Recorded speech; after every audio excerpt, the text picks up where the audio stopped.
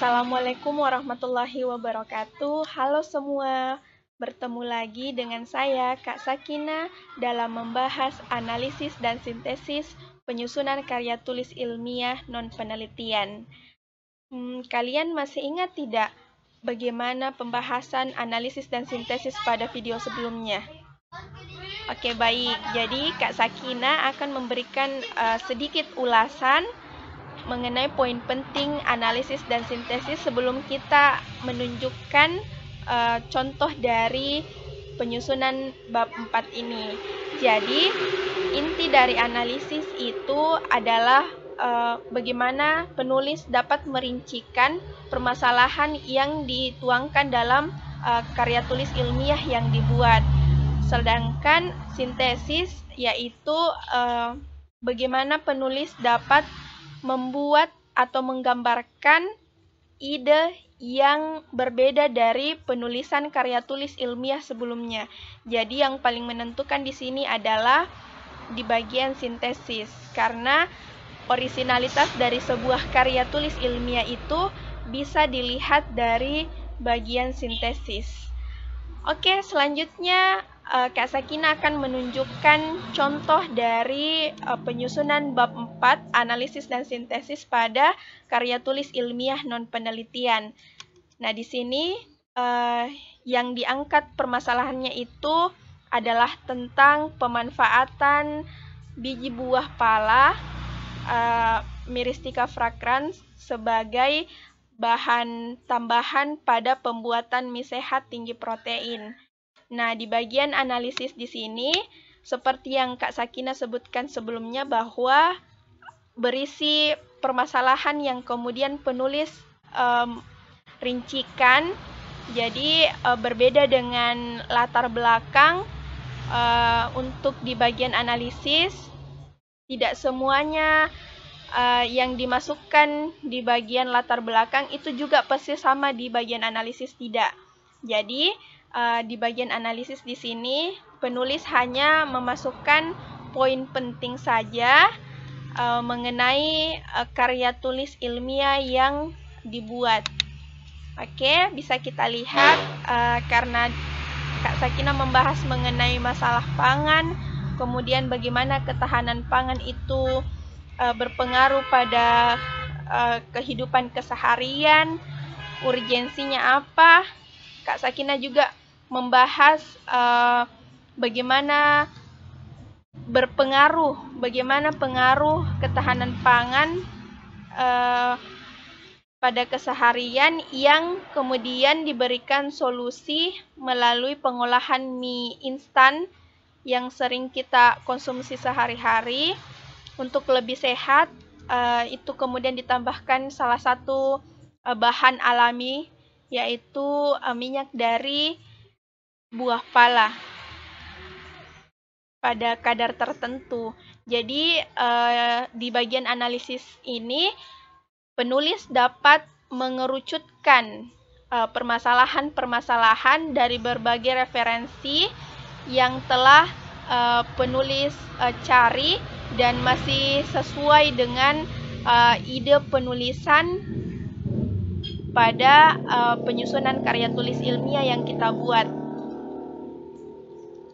Oke, jadi banyaknya yang kita tulis di bagian analisis itu tidak terlalu disesuaikan dengan format penulisan karya tulis pada umumnya. Kalau di sini Kak Sakina ada berapa lembar ya? Ada 2 lembar lebih. Jadi intinya kalau penulis telah mengerucutkan atau merincikan permasalahan-permasalahan dari berbagai sumber, kemudian di bagian akhir di sini disebutkan bahwa dari uraian di atas, maka apa yang mau dibuat oleh penulis itu disebutkan sebagai poin utama pada penulisan karya tulis ilmiah non-penelitian ini. Nah, selanjutnya kita masuk di bagian sintesis. Nah, di bagian sintesis ini adalah inti utama dari sebuah karya tulis ilmiah non-penelitian, karena di bagian sintesis inilah penulis dapat menunjukkan perbedaan ide atau gagasan yang kalian buat berbeda dengan karya tulis ilmiah yang sudah ada sebelumnya. Jadi, di bagian sintesis ini kalian akan menuliskan hal-hal yang inti saja. Kemudian, di bagian sintesis ini juga kalian bisa menjual dalam tanda kutip berupa ide, bisa dalam bentuk gambar. Kalau kita memiliki penyusunan tahapan-tahapan pembuatan suatu produk, itu bisa diperjelas di bagian sintesis. Oke, karena di sini Kak Sakina membuat suatu olahan pangan, sehingga Kak Sakina menjelaskan mengenai bagaimana pengolahan bahan alami tersebut, mulai dari pembersihan dan sebagainya. Ini Kak Sakina menjelaskan bagaimana proses ekstraksi bahan alam tersebut, meliputi alat, bahan yang digunakan. Sedangkan kalau kalian membuat suatu produk, itu bisa lebih baik lagi dicantumkan dalam bentuk prototype atau bagaimana rancangan kalian mengenai produk yang akan kalian buat, sehingga pada bagian sintesis itu penulis bisa menjelaskan lebih rinci lagi. Tujuannya adalah pembaca bisa memvisualisasikan gambaran dari produk atau rancangan atau ide dari penulisan karya tulis ilmiah ini. Itulah mengapa bagian sintesis ini sangat penting untuk kalian perhatikan, khususnya dalam penulisan karya tulis ilmiah non-penelitian. Oke,